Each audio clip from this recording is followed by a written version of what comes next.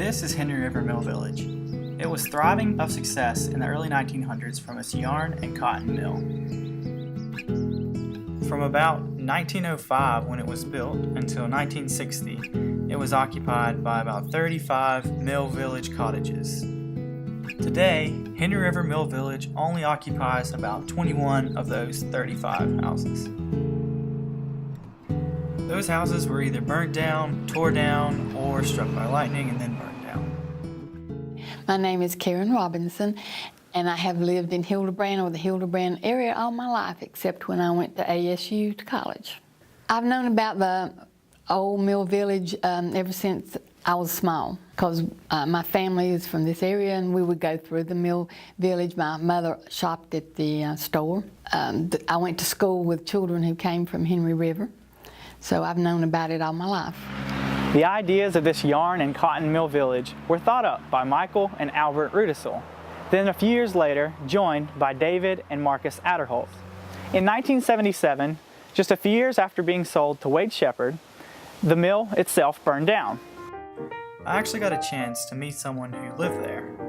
Not for a long time, but he told me about his life and a little bit about how life was there. Life was good.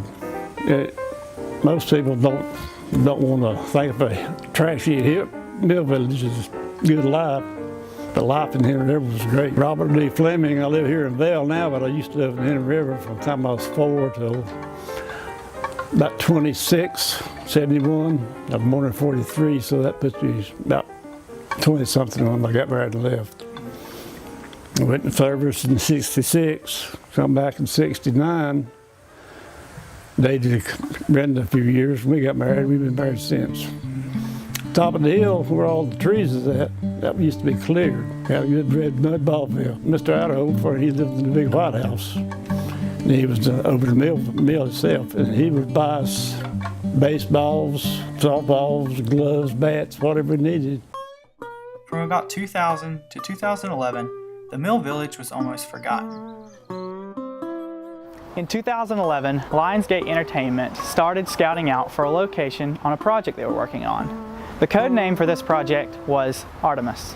Yeah, they actually came to the office when they were scouting in the area. They hadn't mentioned that specifically or what the film was initially, but they did come to the office and say they were looking at things in the area and that they were looking into that.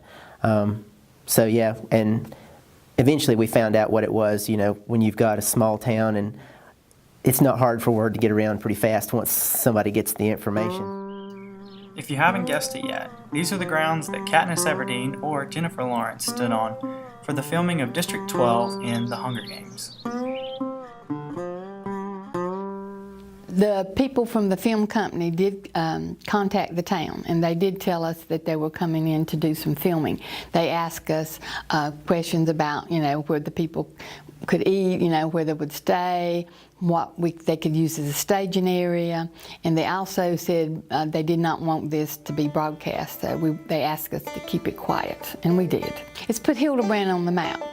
Before the film came, not a lot of people knew about Hildebrand, but now we have a lot of people who have visited from California, from Texas, from Arizona, from New York, from Canada. I even had a guy from Alaska. So we've had a lot of people from Florida. So it's put us on the map. And I think it helped the economy when the movie was here. The people ate at our restaurants, they shopped in the shops around town. And also, since the film has been here, we've had a lot of visitors, and they've also helped the economy of the town.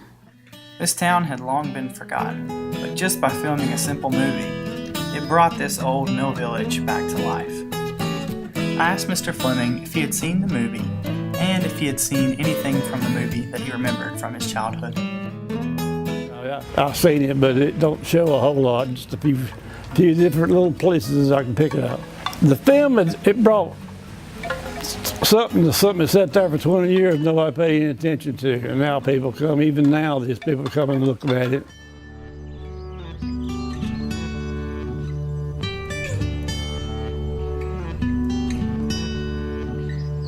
All in all, this film, made in Henry River, North Carolina, has made this little mill town famous once again.